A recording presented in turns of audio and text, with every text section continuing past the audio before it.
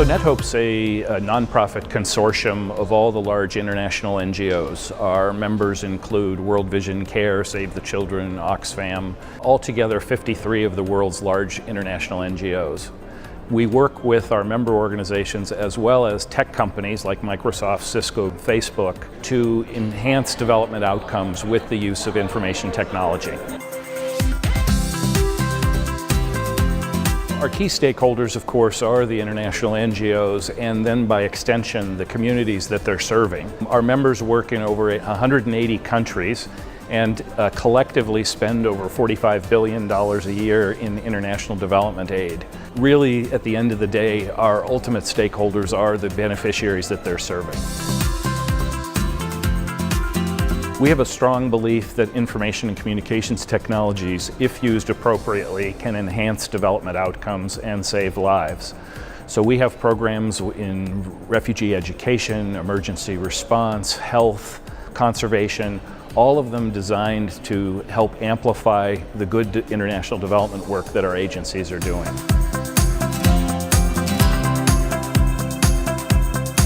Data is becoming increasingly important in terms of being able to address the international development issues.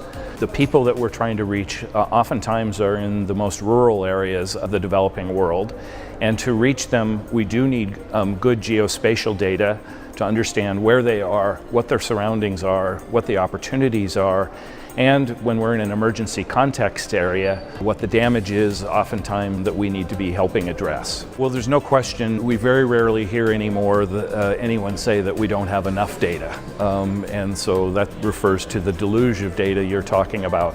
And what we want to do is use software, and we want to use our techniques to make sense out of what in many cases is largely incompatible data wrangle that to the point where it can be usable, and often we do that through visualization software such as Tableau or Power BI, so that the decision makers can be looking at the data and have the right set of data at their fingertips in order to make decisions.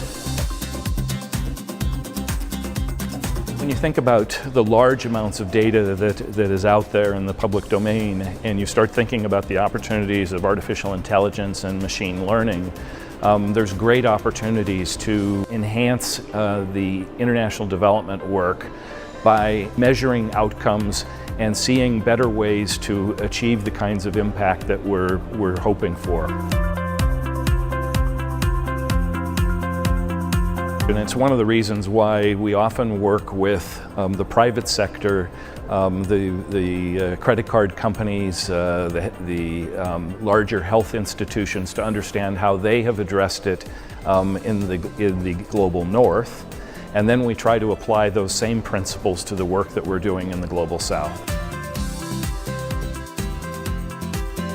Well, one of the areas that we're particularly interested in since the West Africa Ebola outbreak is how do you take large amounts of data and even analyze missing data to form inferences about a possible spread of a pandemic. So there was a time during the West Africa Ebola outbreak where we thought the incident rates were going down, and after closer examination, the reason they were going down was because 9 of the 16 districts in Sierra Leone hadn't reported for 2 months. And so had we understood that sooner, we might have been able to not be so optimistic. We might have been able to use software to tell us that there were gaps in the data. And so that was one example of a way that we could have used machine learning to help us understand that the results weren't as good as they appeared.